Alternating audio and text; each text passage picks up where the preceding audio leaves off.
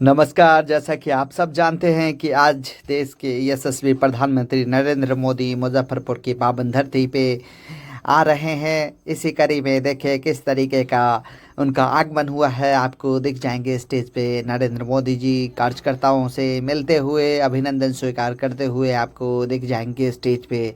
आज प्रधानमंत्री जी का भव्य मुजफ्फरपुर में सभा हो रही है और बीते दिनों यहाँ पे महागठबंधन के बड़े लीडर राहुल गांधी जी, जो अपोजिशन के लीडर भी हैं, वो भी आए थे और उन्होंने भी तेजस्वी यादव के साथ मंच साझा किया था मुजफ्फरपुर के अंदर। और काफ़ी उन्होंने भी कई सारे घोषणे किए कि अगर उनकी सरकार आएगी तो किस तरीके से काम करेंगे। और इसी तरह इसी कड़ी में देश के प्रधानमंत्री नरेंद्र मोदी ने भी मुजफ्फरपुर को एयरपोर्ट देने का काम किया है। इसके अलावा बहुत सारे बजट जो है मुजफ्फरपुर के झोली में डाला है। आने वाले टाइम में देखते हैं कि वो बजट बिहार के लोगों के लिए कितना बेनिफिशरी होता है। आइए सीधा चलते हैं स्टेज पे, कुछ नेतागणों का भाषण सुनेंगे और आपको जैसे जिस तरीके से भेंट दिया जा रहा है उपहार प्रधानमंत्री नरेंद्र मोदी को, इस भेंट के बाद आइए हम सीधा आपको लेके चलेंगे स्टेज पे। किस तरह की वहाँ पे भाषण बाजी चलती रहती है, यहाँ के लोकल लीडर और प्रधानमंत्री किस तरीके से वो संवाद करते हैं पब्लिक के बीच में। देखिए क्राउड जो है लाखों लाख की संख्या में नरेंद्र मोदी जी को सुनने के लिए आता है। इससे पीछे की रैली आपको याद होगा, जब वो समस्तीपुर में भी आए थे तब भी भीड़ लाखों की संख्या में पहुंची थी, क्योंकि नरेंद्र मोदी का जो इन्फ्लुएंस है लोगों में काफ़ी है, इससे कोई इनकार नहीं कर सकता। देखिए किस तरीके से केंद्रीय मंत्री भी यहाँ पे निषाद जी भी दिखाई दे रहे हैं। इसके अलावा कैंडिडेट्स जितने भी इस रीजन के हैं, चाहे कांटी विधानसभा का हो या औरई का हो, सकरा का हो, बहुत सारे विधानसभा से लोग यहाँ पे आए हुए हैं। देखिए किस तरीके से शॉल उठा के प्रधानमंत्री जी का स्वागत किया जा रहा है। बीजेपी में देखें किस तरीके से कार्यकर्ताओं में जोश और हर्षोल्लास बना हुआ आपको दिखाई देता है। इतने ख़राब मौसम होने के बावजूद भी देखिए किस तरीके से नरेंद्र मोदी की जनसभा होती दिखाई दे रही है। अभिनंदन है। कलम के जादूगर राम वृक्षवेणीपुरी जी की जन्मस्थली, भारत के प्रथम राष्ट्रपति डॉक्टर राजेंद्र प्रसाद जी की कर्मस्थली और अमर बलिदानी शहीद जुब्बा साहनी जी की भूमि मुजफ्फरपुर में भारत के यशस्वी प्रधानमंत्री जी का हार्दिक स्वागत है, अभिनंदन है। लोकतंत्र की जननी वैशाली में आधुनिक भारत के विश्वकर्मा परम आदरणीय भारत के प्रधानमंत्री श्री नरेंद्र मोदी जी का अभिनंदन है। आज के इस चुनावी सभा का अध्यक्षता कर रहे सम्मानित प्रदेश अध्यक्ष दिलीप जायसवाल जी, मंच का संचालन कर रही दीदी ममता रानी जी, इस कार्यक्रम में उपस्थित हमारे नेता और केंद्र में राज्य मंत्री आदरणीय रामनाथ ठाकुर साहब इस कार्यक्रम में उपस्थित हैं। भाई अरुण भारती जी जो जमुई से सांसद हैं और लोजपा के वरिष्ठ नेता हैं, और हमारे प्रत्याशी भाई रंजन कुमार जी, आदरणीय केदार प्रसाद गुप्ता जी, बेबी कुमारी जी,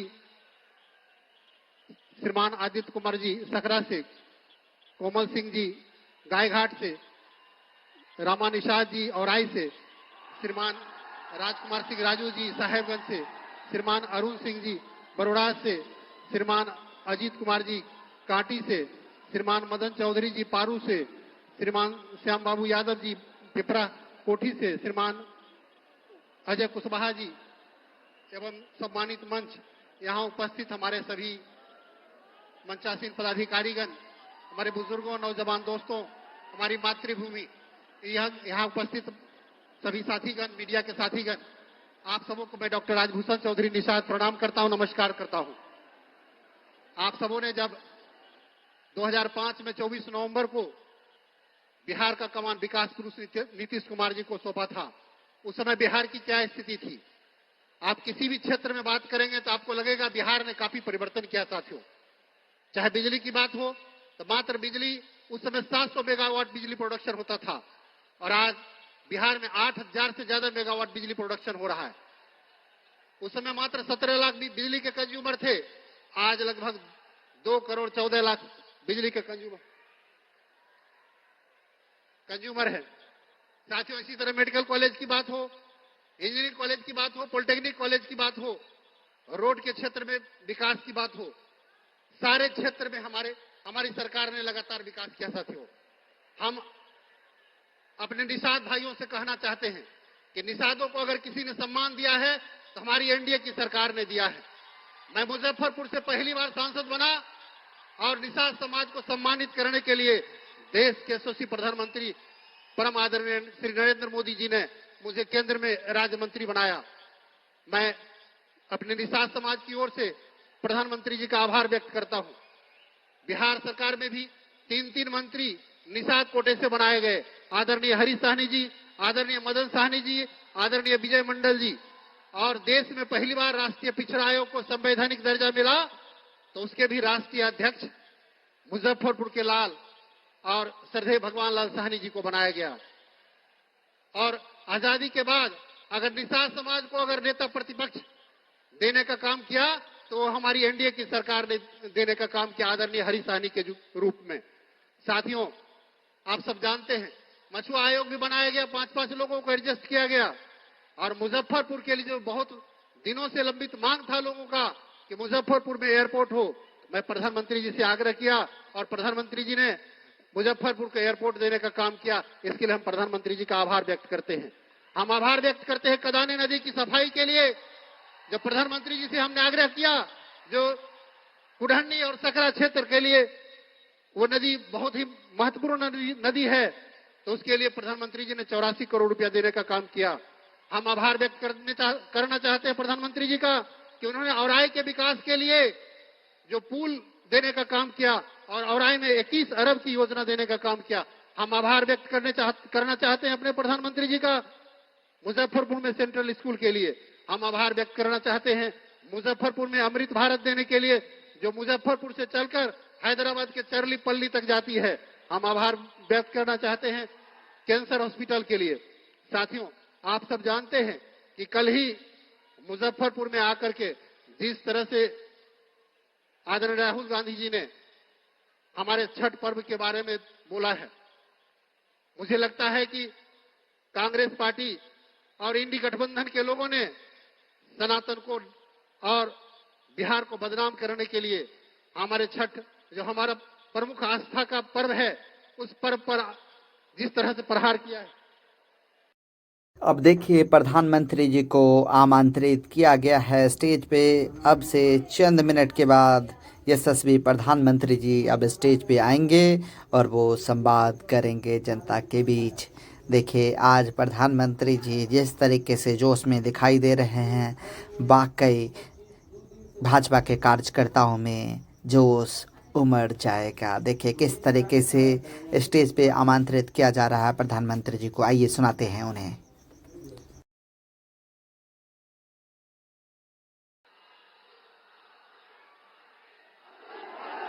भारत माता की,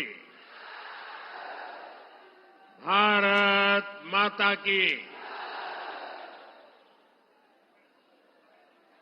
महान स्वतंत्रता सेनानी खुदीराम बोस जुब्बा साहनी के ई वीर भूमि अपने सबके अभिनंदन करे थी। साथियों, मुजफ्फरपुर आता हूं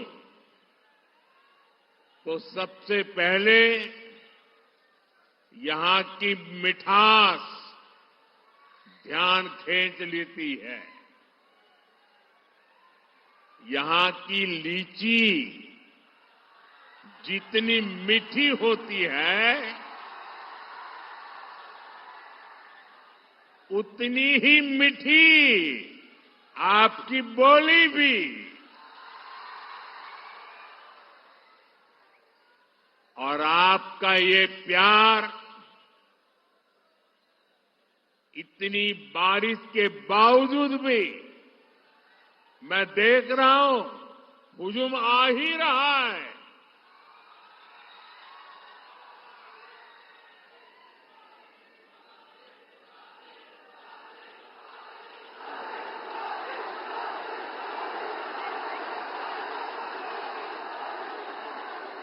बिहार के मेरे भाई बहनों, बिहार के मेरे मालिकों, मैं आपका बहुत बड़ा कर्जदार हूं।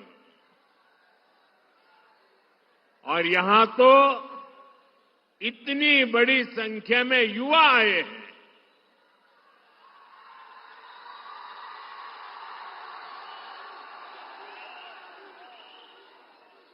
इधर में बहुत बड़ी मात्रा में माताएं बहनों का दर्शन कर रहा हूं। ये विशाल जनसागर बता रहा है, फिर एक बार एनडीए सरकार, फिर एक बार, फिर एक बार, फिर एक बार बिहार में फिर से सुशासन सरकार। साथियों, छठ महापर्व के बाद ये मेरी पहली जनसभा है। छठ महापर्व बिहार और देश का गौरव है। देश और दुनिया में छठ महापर्व मनाया जाता है। हम छठ के गीत सुनते हैं तो भाव विभोर हो उठते हैं।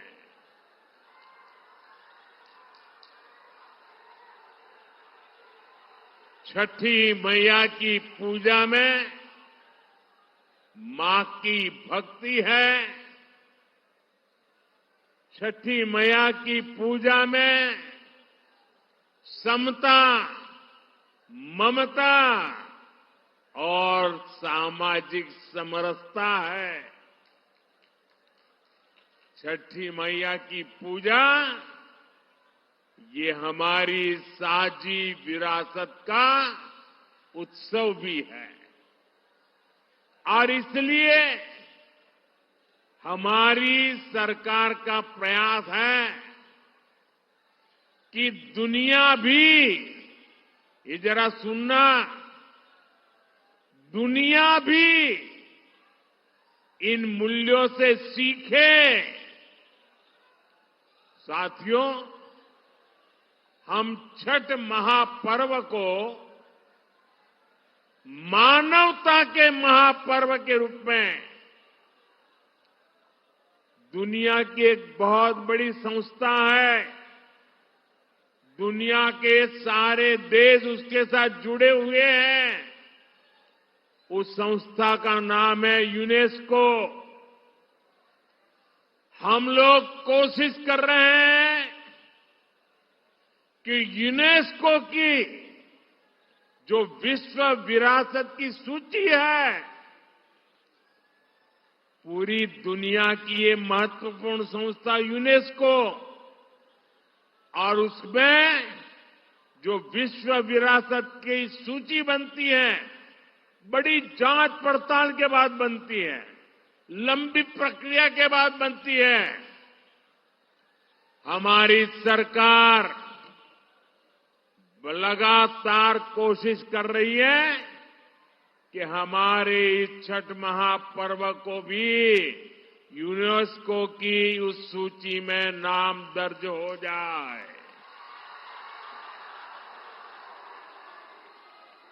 मुझे बताइए, हर बिहारी को गर्व होगा कि नहीं होगा? जरा पूरी ताकत से बताइए। जब दुनिया में ये महान विरासत के रूप में उसका नाम लिखा जाएगा, हर बिहारी को गर्व होगा कि नहीं होगा? हर हिंदुस्तानी को गर्व होगा कि नहीं होगा? साथियों, इसी दिशा में हम एक और अभियान भी शुरू करने जा रहे हैं, क्योंकि हम चाहते हैं कि नई पीढ़ी भी छठ महापर्व में गीतों की जो महान परंपरा है,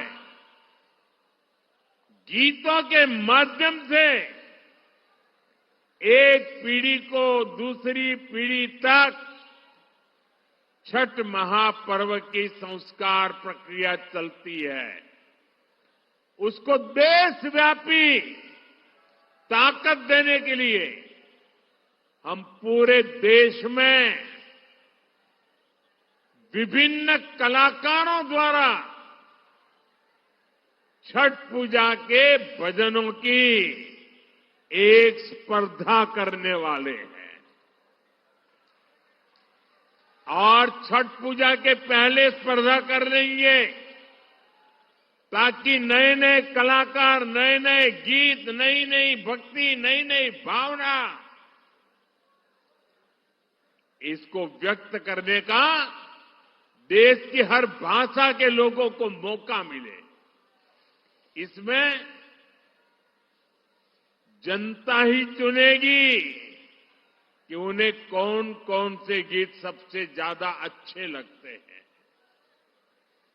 जो टॉप के गीत चुने जाएंगे, उन्हें लिखने वाले, उन्हें गाने वाले गायकों, उन सबको अगले साल छठ पूजा से पहले सम्मान किया जाएगा, उन्हें पुरस्कार दिया जाएगा। और ये विचार मुझे इसलिए आया कि मैं इस बार ट्रैवलिंग में जब होता था,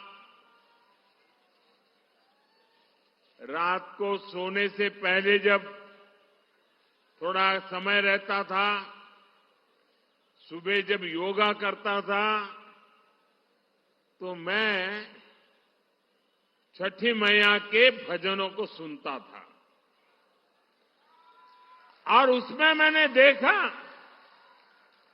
कि एक विदेशी महिला इतने बढ़िया तरीके से छठी मैया के गीत गा रही। मैंने एक नागालैंड की बेटी को देखा, उसके लिए तो हिंदी बोलना भी मुश्किल था, लेकिन वो नागालैंड की बेटी छठी मैया का भजन इतने भावपूर्ण रूप से गाती थी, तो मेरे मन में विचार आया कि अब छठी मैया हिंदुस्तान के कोने कोने में ही नहीं, दुनिया के कोने कोने में भक्ति का भाव जगा रही है। और इसमें से ये अभियान करने का विचार मेरे मन में पैदा हुआ। ये अभियान छठी मैया की पूजा से जुड़ी हमारी परंपरा के संरक्षण में बड़ी भूमिका निभाएगी और नई पीढ़ी को बढ़ चढ़ करके हिस्सा लेने के लिए आमंत्रित करेगी। लेकिन साथियों, आपने देखा है, ये आपका बेटा तो छठी मैया का जय जयकार दुनिया में कराने में लगा है। दूसरी तरफ ये कांग्रेस और ये आरजेडी के लोग क्या कर रहे हैं? क्या कर रहे हैं? छठी मैया का अपमान कर रहे हैं। क्या कर रहे हैं? क्या कर रहे हैं? क्या कर रहे हैं? आप मुझे बताइए, क्या कोई कभी चुनाव में वोट पाने के लिए छठी मैया का अपमान कर सकता है क्या? क्या ऐसा अपमान बिहार सहन करेगा क्या? क्या ऐसा अपमान हिंदुस्तान सहन करेगा क्या? क्या मेरी माताएं जो निर्जला उपवास करती है, क्या वो सहन करेगी क्या? आरजेडी कांग्रेस के लिए कैसी बेशर्मी से बोल रहे हैं। उनके लिए तो छठी मैया की पूजा एक ड्रामा है, नौटंकी है। आप उनकी बातों से सहमत है क्या? ऐसे लोगों को सजा दोगे कि नहीं दोगे? जो माताएं बहनें निर्जला इतना लंबा व्रत रखती है, जो गंगा जी में खड़ी होकर सूर्य देव को अर्घ्य देती है, वो आरजेडी कांग्रेस की नजर में वो तो ड्रामा करती है। क्या बिहार की माताएं बहनें, सारी माताएं बहनें मुझे जवाब दीजिए, क्या बिहार की माताएं बहनें छठी मैया का ये अपमान बर्दाश्त करेगी क्या? साथियों, ये हर उस व्यक्ति का अपमान है जो छठी मैया में श्रद्धा रखता है। और मैं जानता हूं छठ पूजा के इस अपमान को बिहार चुनाव नहीं, आने वाले सैकड़ों साल तक भूलने वाला नहीं है। मैं छठी मैया की भक्ति को समझता हूं और इसलिए कहता हूं, सैकड़ों साल तक इस अपमान को छठी मैया की पूजा करने वाला कोई नहीं भूलेगा।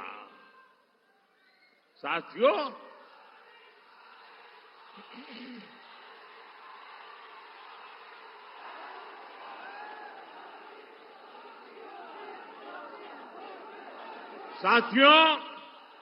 ये हमारा बिहार तो स्वाभिमान की धरती है। जिन लोगों ने छठ पूजा को गाली देने का काम किया है, बिहार ऐसे लोगों को कभी माफ नहीं करेगा। साथियों, बिहार का गौरव और बढ़ाना,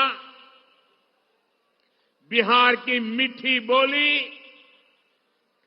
बिहार की संस्कृति, इसे दुनिया के कोने कोने में ले जाना, बिहार का विकास करना, एनडीए भाजपा की ये सबसे बड़ी प्राथमिकता है। जब भारत समृद्ध था, आर्थिक रूप से ज्ञान विज्ञान की सबसे बड़ी ताकत था, तब उसमें बिहार की बहुत बड़ी भूमिका थी। इसलिए आज विकसित भारत बनाने के लिए भी बिहार का विकसित होना बहुत जरूरी है। साथियों, आरजेडी कांग्रेस कभी भी बिहार को विकसित नहीं बना सकते। इन पार्टियों ने बरसों तक बिहार पर एक छत्र राज किया, लेकिन इन्होंने आपको सिर्फ विश्वासघात दिया है। आरजेडी और कांग्रेस वालों की पहचान 5 चीजों से है।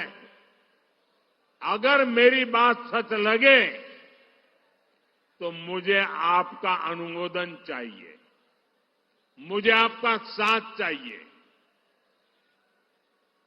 क्या किया है आरजेडी वालों ने, क्या किया है कांग्रेस वालों ने, क्या किया है जंगल राज वालों ने?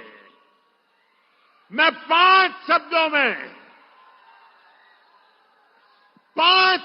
में उनके कारनामों की कथा कहना चाहता हूं। ये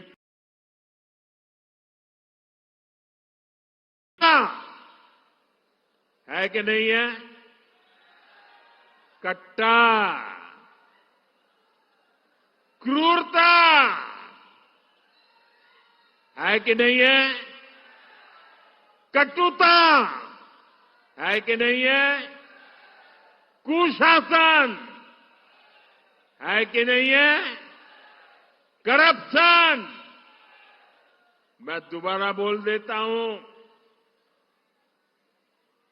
कट्टा, क्रूरता, कटुता, कुशासन और करप्शन, ये जंगल राज की पहचान है कि नहीं है? आरजेडी की पहचान है कि नहीं है? उनके साथियों की पहचान बन गई है कि नहीं बन गई है?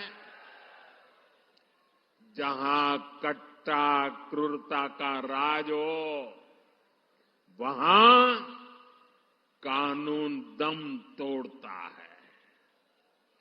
जहां कटुता बढ़ाने वाली आरजेडी कांग्रेस हो, वहां समाज में सद्भाव मुश्किल होता है।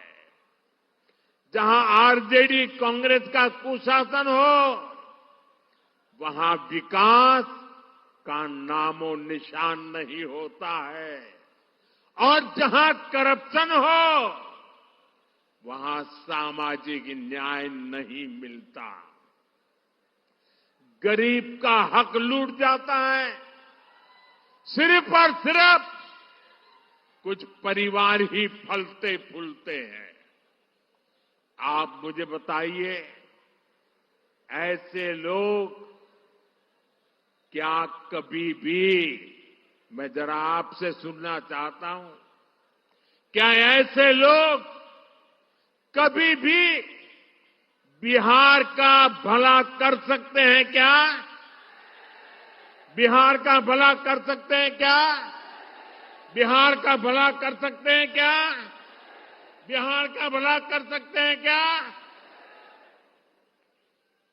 साथियों, बिहार को आगे बढ़ाने के लिए उद्यम चाहिए, उद्योग चाहिए, और उद्योग के लिए जमीन, बिजली, कनेक्टिविटी और कानून का राज चाहिए।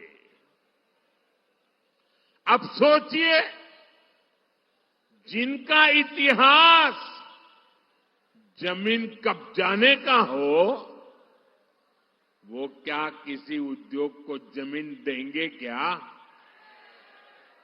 जिन्होंने बिहार को लालटेन युग में रखा, वो बिजली दे पाएंगे क्या? जिन्होंने रेल को लूटा, वो बिहार में कनेक्टिविटी बढ़ाएंगे क्या? जिन्होंने भ्रष्टाचार और घोटाले के रिकॉर्ड तोड़ दिए, वो कानून का राज ला सकते हैं क्या? साथियों, बिहार ने भाजपा एनडीए का सुशासन देखा है। आज बिहार में रेल के इंजन बन रहे हैं, डेयरी के बड़े बड़े प्लांट लग रहे हैं, मखाना अब दुनिया भर में जा रहा है, फूड प्रोसेसिंग हो, टेक्सटाइल क्लस्टर्स हो, लेदर पार्क हो, आईटी पार्क हो, ये सब हमारे बिहार की पहचान बन रहे हैं।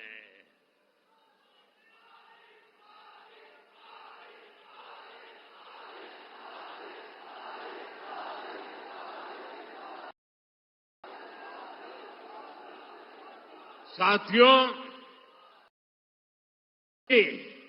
बिहार अपनी जरूरत के लिए मछली बाहर से मंगाता था। आज बिहार अपनी जरूरतें तो पूरी करता है,